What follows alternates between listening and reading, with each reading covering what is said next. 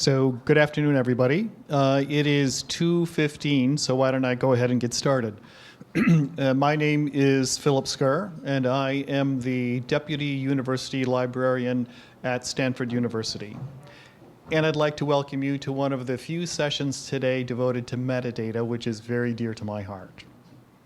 So as a former music cataloger and head of cataloging, as well as the Director for Technical Services, metadata has been dear to my heart for many years. First, I was told I should put up this slide about the code of conduct. I haven't seen anybody else put it up, but they asked me to, so you probably have seen it somewhere. So then let me go from there. Metadata is the tie that binds. It is the binding force that draws all elements of a research library together. Without metadata, there is no discovery. There is no collation of disparate data. Even AI that is built on metadata in the form of linked open data becomes enriched, and it is also free of hallucinations. But I remember a time in 2005 when I became head of the catalog department at Stanford University. Now, the catalog department had received a massive budget reduction about 10 years earlier. Staff was dwindling, and the output of the department did not seem to justify the expense. There was no perceived return on the investment in the eyes of Stanford University. So after about 6 months of careful thinking, I could see only one solution. And I got rid of the catalog department and all of its negative connotations, and I created the metadata department. So although it seems like semantics, everyone was in love with metadata, from the bioinformatics department to the Department of Engineering, from Romance languages to music. We went from one of the most neglected areas in the library to one with the greatest potential. And with the transition to linked open data, one of the most forward-thinking. It was a time of great openness and sharing throughout the community. One of the great triumphs in the early days of metadata sharing was the creation of the International Program for Cooperative Cataloging, or PCC, by the Library of Congress in 1994. The newly formed PCC had 5 goals: to increase the timely availability of bibliographic and authority records by cataloging more items, by producing cataloging that is widely available for sharing and use by others, and by cataloging in a more cost-effective manner. Next, to develop and maintain mutually acceptable standards for records. Third, to promote the values of timely access and cost-effectiveness in cataloging and expand the pool of catalogers who catalog using mutually acceptable standards. To increase the sharing and use of foreign bibliographic and authority records. And last, to provide for continuing discussion, planning, and operations among participants to further the program's mission. In other words, cataloging metadata was to be freely created and freely shared as a way of shouldering the financial burden of a catalog record creation. That innate assumption of openness and reusability has been core to many of us for decades and has not been challenged until very recently. I'd like to take a minute to ask how many of you here actually were at the opening pre-conference. So not too many, but if you looked at the theme of the pre-conference, along with an understandable focus on AI, many of the talks had to do with open scholarship. The future of open scholarship, diamond open access publishing, restoring trust in open science, library publishing, and global scholarly communication. The concept of open is broad, including not only the preservation and publication of results, but of the data and research that supports those results as well. The importance of metadata often appears in discussions of open scholarship, such as in the Barcelona Declaration and the Nelson Memo from the White House Office of Science and Technology Policy in the United States. Now, in the Nelson Memo, researchers are required to collect and make publicly available appropriate metadata associated with scholarly publications and data resulting from federally funded research. Statements such as this, together with our innate belief in the open creation and sharing of metadata, should have made open metadata a non-issue. And yet, exactly the opposite seems to be happening. Outside of research libraries and open science, the world of open is a rapidly expanding one, although the structure it takes may vary from institution to institution and from country to country.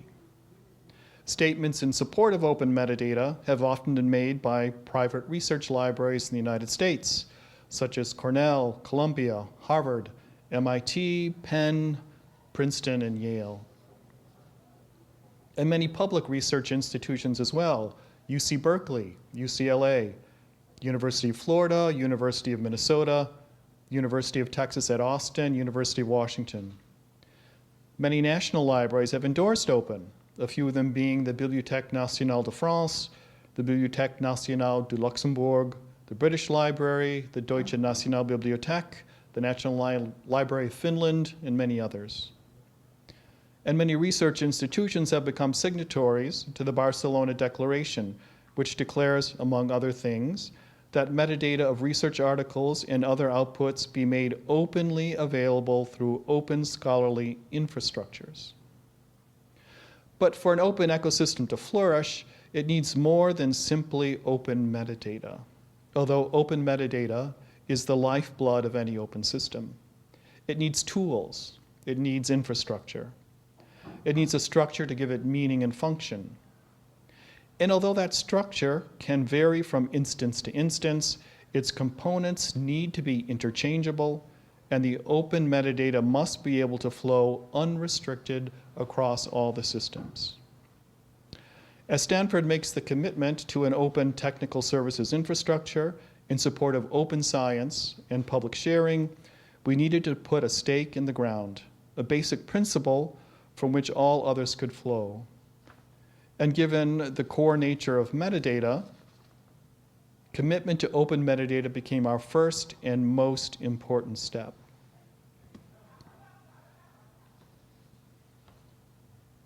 On April 5th of 2025, Stanford published its first open metadata policy, and I have to admit we were far behind the times from other peers which had already done this.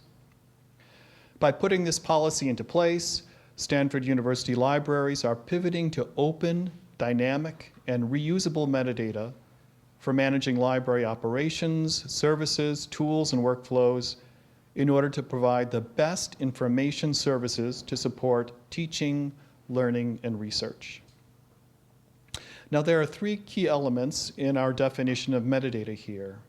The first concept is open. Metadata that is freely accessible and legal to use, reuse, remix, enhance, and redistribute. The second is dynamic. Metadata that is able to evolve as the end user expectations change. And last is reusable. Metadata that is able to flow from one system in context to another freely and legally. The combination of this policy, together with our continuing focus on open source library services and platforms such as Folio, will be setting our trajectory for the foreseeable future.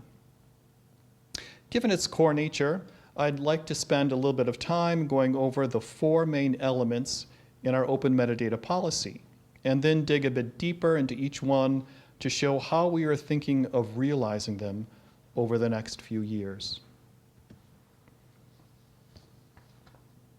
I think the first element is perhaps the most obvious. Stanford Libraries recognizes that research, discovery, and scholarly communications are critically reliant on metadata. Although the critical importance of metadata has been evidenced to those of us in technical services for quite a while, the broader support for open metadata is more recent.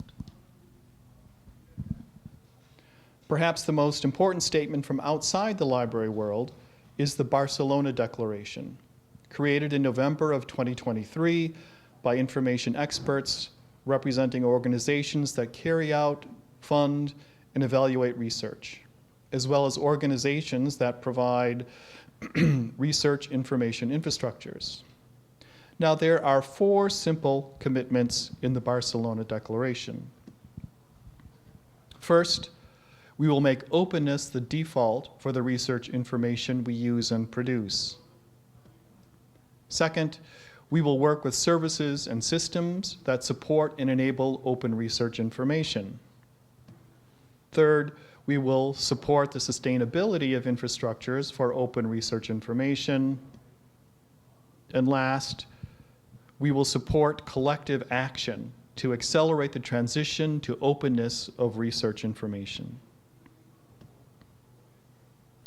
Now, beyond the Barcelona Declaration, and closer to home for those of us in the United States, the White House Office of Science and Technology Policy has mandated that federal agencies both collect and make metadata about federally funded research openly accessible. As a high percentage of the research at Stanford receives some sort of governmental support, this requirement applies to a large percentage of our research output. The obligation for openness for those of us in research libraries could not be more clear. The second element flows directly from the first. Stanford libraries are committed to open sharing and reuse of library metadata with a Creative Commons Public Domain Dedication, or CC0 license. The mandate to make our metadata openly accessible is unavoidable. But how do we accomplish this? One of our first steps was to make our traditional bibliographic metadata available as a downloadable file from the Stanford Digital Repository under a CC0 license, and that is available to anybody in the world to freely download.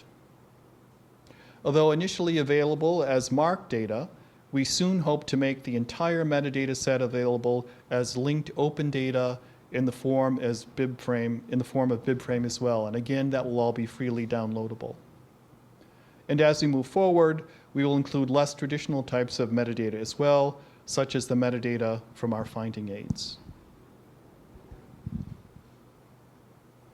The third element is equally as critical as the first two. Stanford libraries support open metadata by investing in open infrastructure and contracts for value-added services. Our transition to Folio, an open source library services platform to inspire innovation and deliver flexibility, was perhaps the most time-consuming, but also the most critical for our library infrastructure.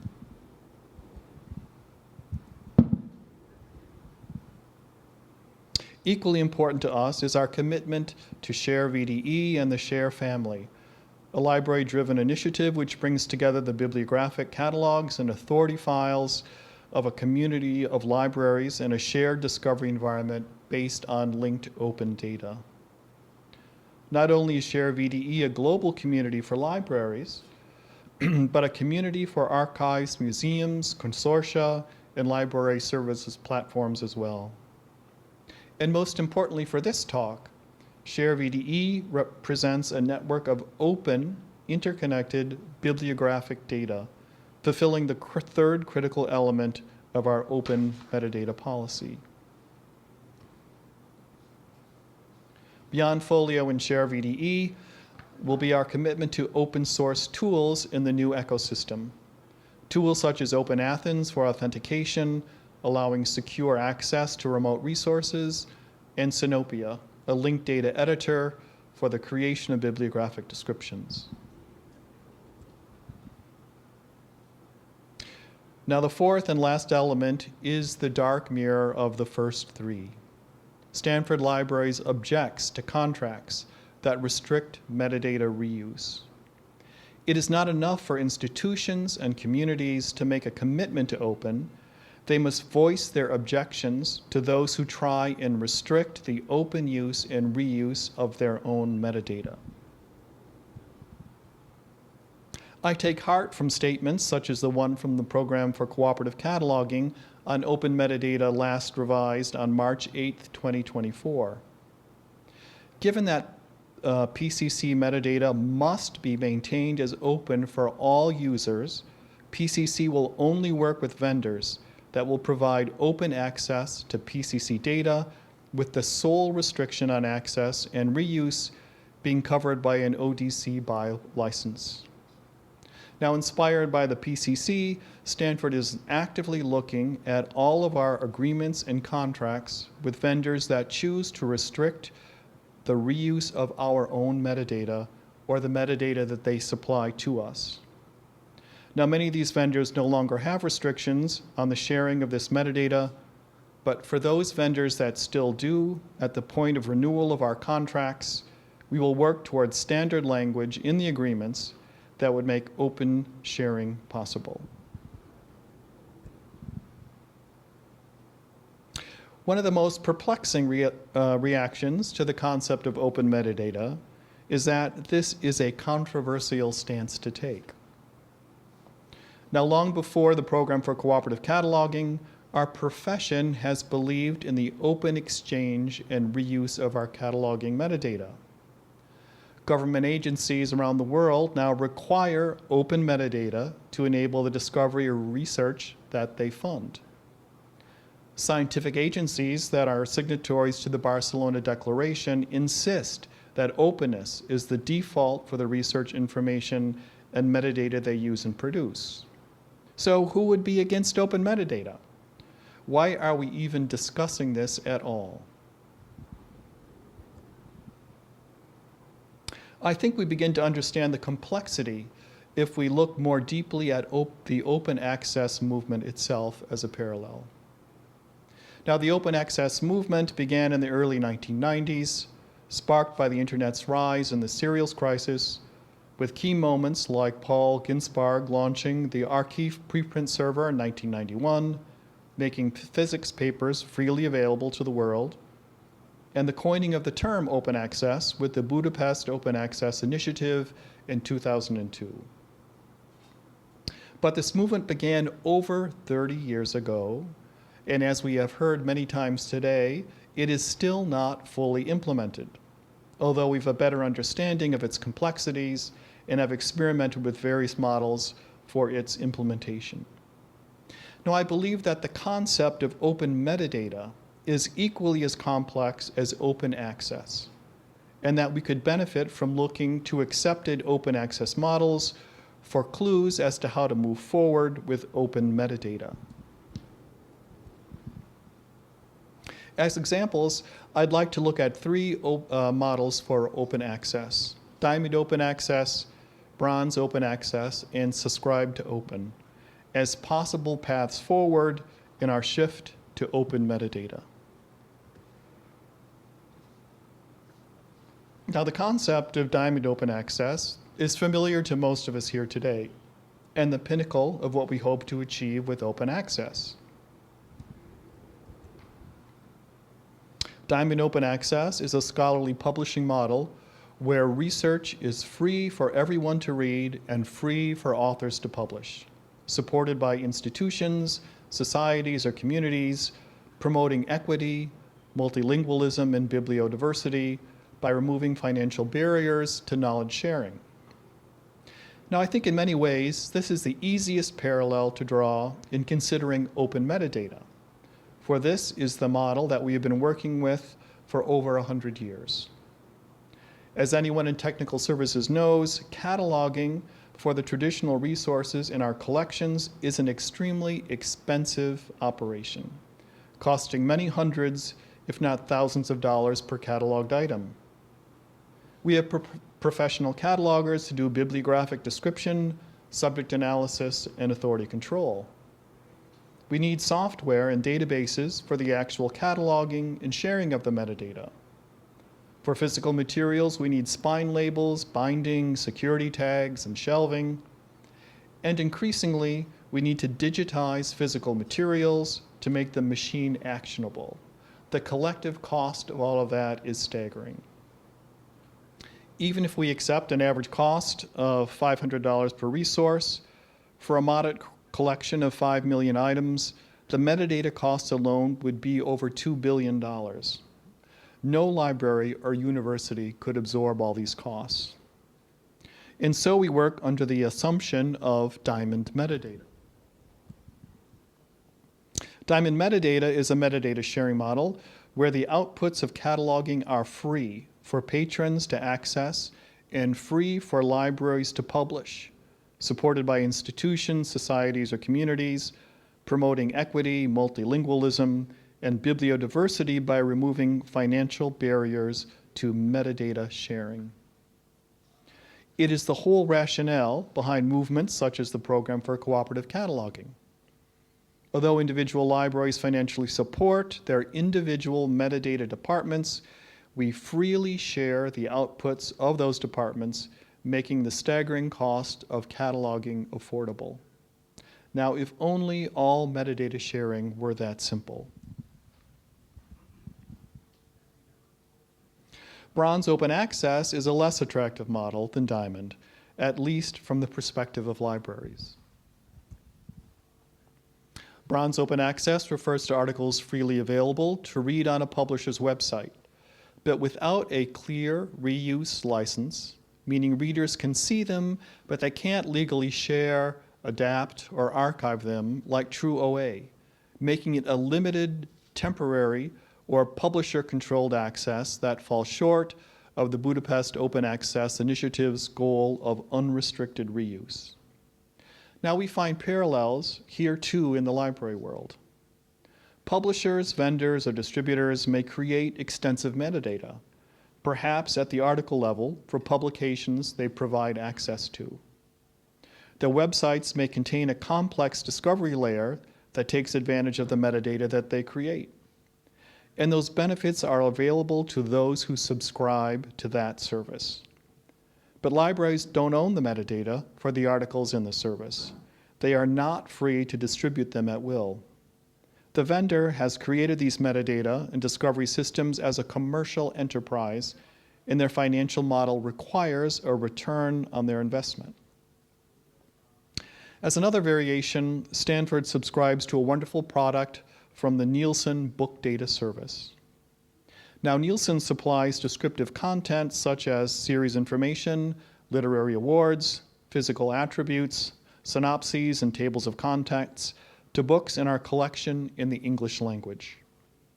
Now, we're allowed to display all this information in our online catalog to Stanford users, but we do not own this metadata. We cannot redistribute it. It is stripped from the open metadata that we share with the library community before it leaves our system. These types of services have much in common with the Bronze open access model. Bronze metadata refers to metadata available to read on a publisher website or in a library's discovery environment, but without a reuse license, meaning libraries that subscribe to these services can make the metadata viewable to their patrons, but they can't legally share, adapt, or archive them. The last parallel I'd like to draw is to a relatively new option for open access, Subscribe to Open. Now, Subscribe to Open, or S2O, allows publishers to convert journals from subscriptions to open access 1 year at a time. Using S2O, a publisher offers a journal's current subscribers continued access. Now, if all those current subscribers participate in the S2O offer simply by not opting out, the publisher opens the content covered by that year's subscription. If participation is not sufficient, for example, if some of those subscribers delay renewing in the hopes that they can gain access without participation, then that year's content remains gated. Now, strangely enough, this also has a parallel in our growing open metadata ecosphere. For a number of years, Stanford contracted with a vendor for our Germanic cataloging. German had always been a fairly substantial part of our acquisitions, and we needed help in its processing. Now, the vendor we chose to work with had a very interesting business model. Let's say that their cost of creating metadata for a German resource was $250. Ideally, they would work with 5 libraries that were interested in the metadata, and they would charge them $50 a piece for that metadata in order to recover the full amount of money they had spent in its creation. Now, once we all paid, and it was a very, I think, a decent price for cataloging, these libraries were free then to share the metadata they had purchased openly with the community. So anybody in the world would have access to that metadata because those 5 libraries had paid the cataloging cost. Now, as long as there were enough libraries willing to subscribe to the cataloging, that was very good. So in subscribe to open metadata, vendors and their paying customers could convert metadata from a closed subscription model to one that allowed free sharing throughout the world. Using subscribe to open metadata, a vendor offers its current subscribers metadata on demand. If there were enough paying subscribers to the metadata the vendor supplies, those libraries could share the metadata openly with no restrictions to anybody. The cost per institution purchasing the metadata would vary depending on how many libraries were interested in purchasing the metadata. The more libraries interested, the lower the cost per subscribing library.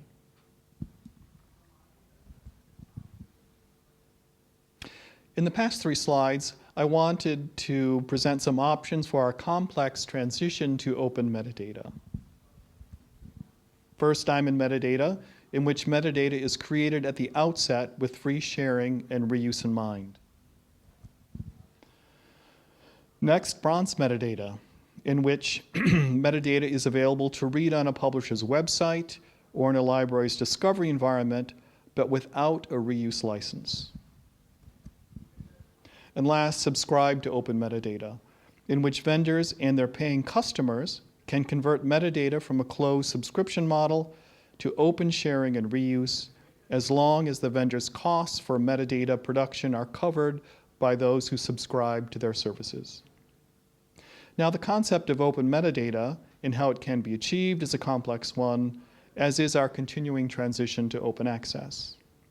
There are real costs to be considered and room for many models of covering those costs in order to achieve the open sharing and reuse of metadata that we are all hoping for.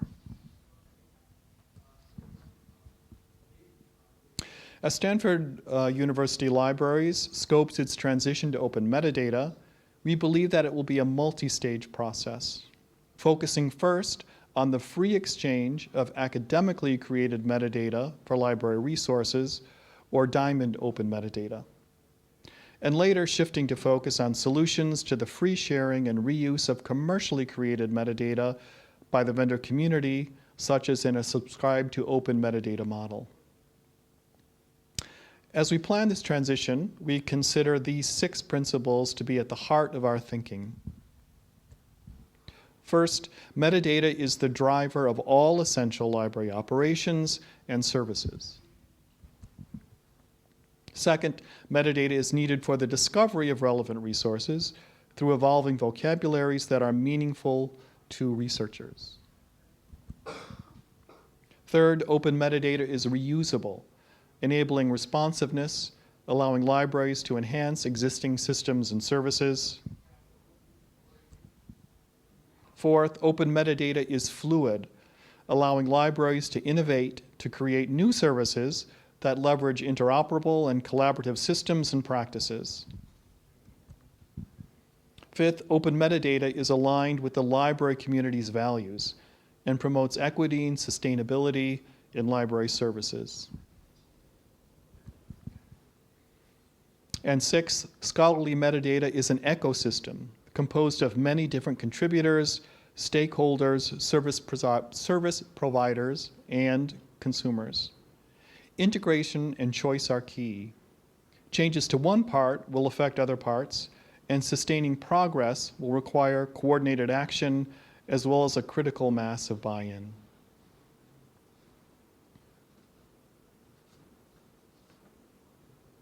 As an outgrowth of these principles, we are focused on these outcomes over the next few years.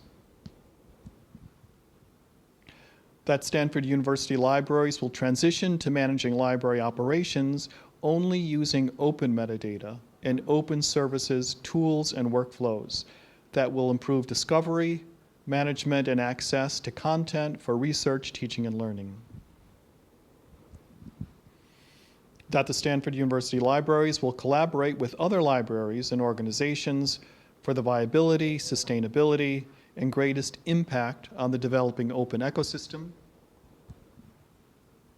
And that the Stanford University libraries is interested in developing an open metadata commons to allow us to expand the information resources available to Stanford Library patrons, as well as contribute and benefit from the metadata production and enhancements of others in the ecosystem. As in any transition, we will mark our progress by indicators of success. Now, to us, those indicators would be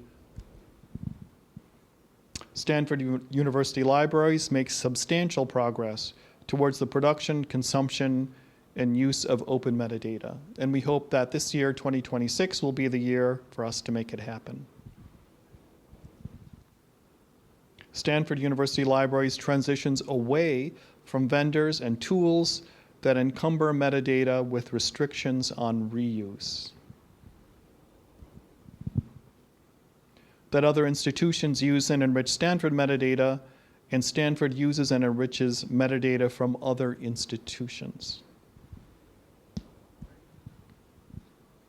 That a critical mass of institutional partners share our policies, values, methods, and metadata.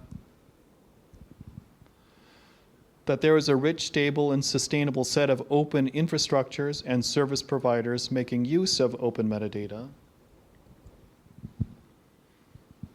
And last, innovation around metadata generation, enrichment, use, and services for research, education, and cultural heritage flourishes. Now, not all these indicators are easily achievable, but all will be essential for the open ecosystem that we envision.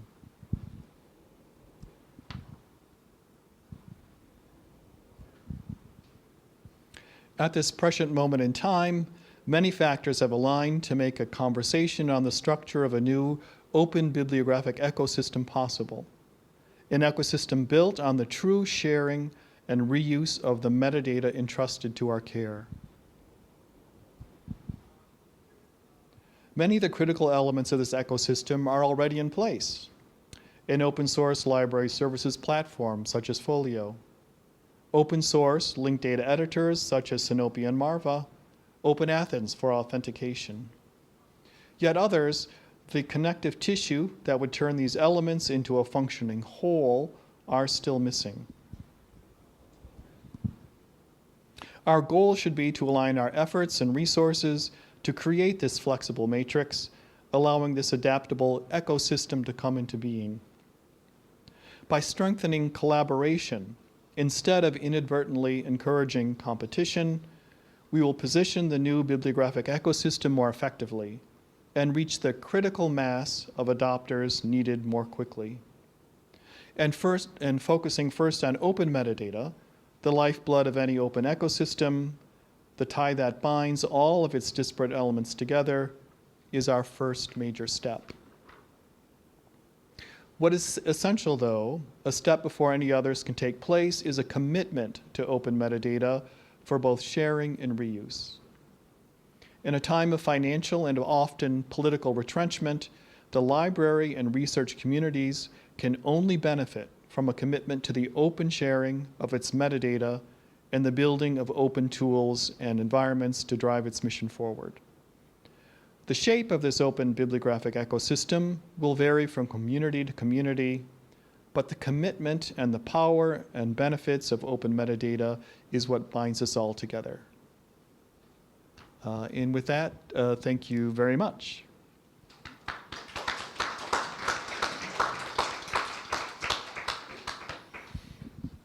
So we have, I think, about 10 minutes left. I just wanted to ask perhaps a reality check. To how many of you do you think open metadata is really an issue? As I said, for many of us, I just sort of assumed it would always be free and easily available to share, but we have been surprised to learn that it really is not as simple as that. So I'm sorry. Yes. Yeah, I was agreeing that it's more complex than I had anticipated on how to picture. And I had a question. Yes. Because it is more complex, and I like the analogy of the similarities between open access and open metadata flavors per se. And I've been on a little roller coaster where I thought this is a good way to think about it, and we should encourage all people to think about it like this because it might solve some of those problems.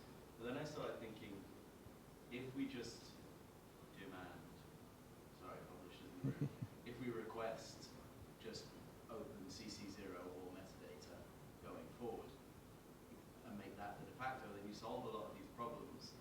And so would any kind of negotiation on that around, subscribe to open metadata and things like this, just encourage new business models that don't necessarily exist already? So it is a good question.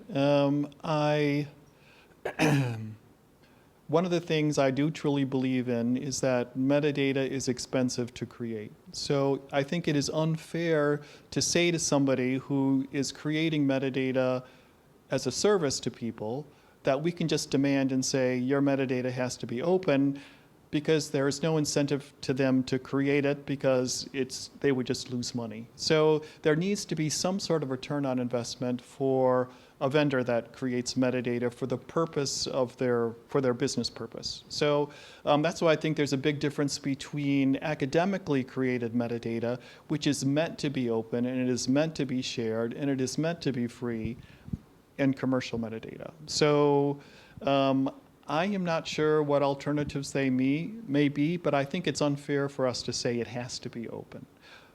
But the end result needs to be open and shareable because it really restricts people's access to information. You could have an open access article and the metadata could be closed and so you can't find it. So it really doesn't make any sense. So we need to find a way of working with publishers in order to make the metadata open in a fair way. I know at Leap Digital Science we always have to err on the side of safety when it comes to,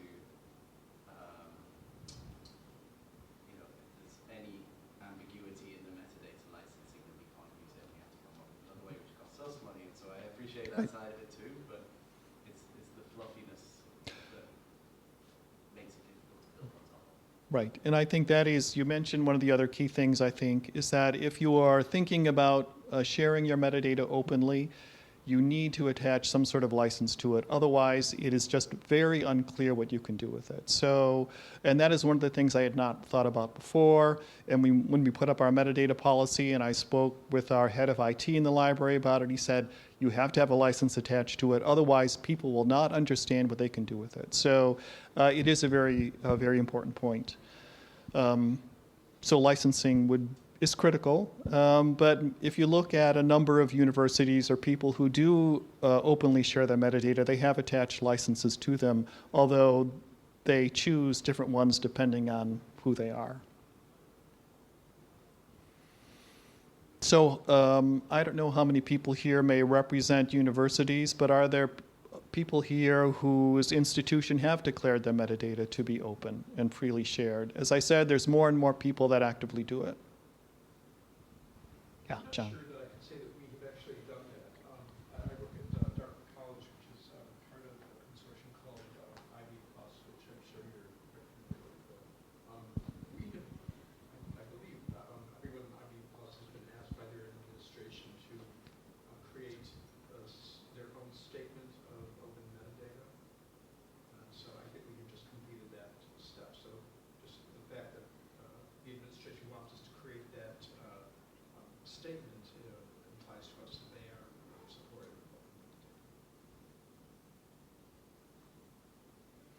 think one of the other interesting things as you start sort of digging deeper and deeper to open metadata, in some of the pushback that I have seen, there is sort of minor pushback to an institution like Stanford or Dartmouth or Yale or Harvard or anybody in the world to say, our metadata is our metadata, and we're going to make it open, and we're going to make it freely acceptable. It's when you start getting collections of open metadata. So let's say that there are perhaps 10 or 15 libraries that get together. They say all of our metadata is open, and they put it into a sort of a collective pool of metadata. And there is something about that transition that makes it appear like it's commercially competitive to somebody, because all of a sudden there's this large collection of open metadata that is freely available. So there seems to be a difference as well between a collection of open metadata and an institution's individual metadata. So that is also something which makes it a very complicated world for us to move into. But again, I think there is that strong parallel with open access. It makes no sense to me that we could demand that publications are open access, but the metadata to find it doesn't have to be open access. So I'm really happy that policies that are coming out now are actually stating and requiring that metadata has to be open as well as an article to be open. Which makes total sense. But metadata, so I don't know as well how many of you have worked in technical services, but all that stuff that seems to be behind the scenes doesn't come to people's minds very often. So the thought about what happens in technical services, what happens with metadata, was sort of a secondary thought. And so I'm very happy that it's kind of risen up to the surface now.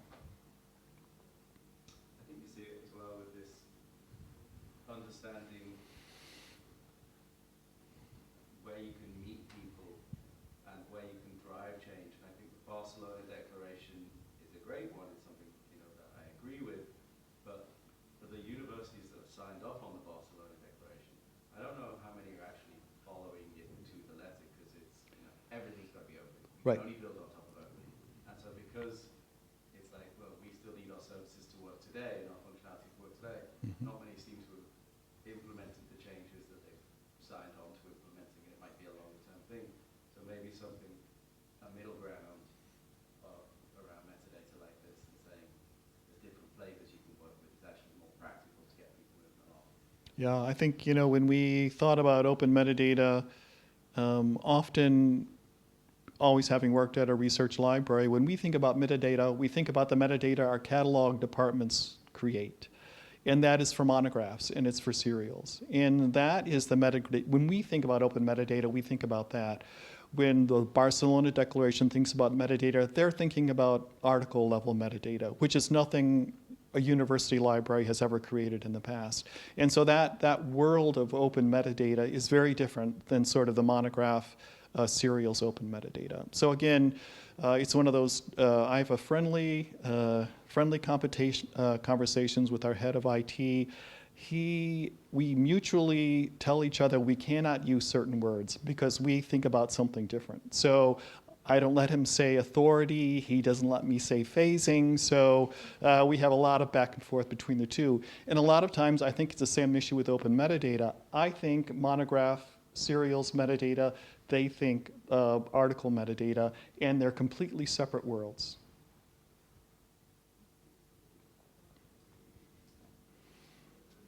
So we just have 1 minute left. Let me see if there's any final question or comment. Otherwise, thank you very much. I appreciate your interest in metadata.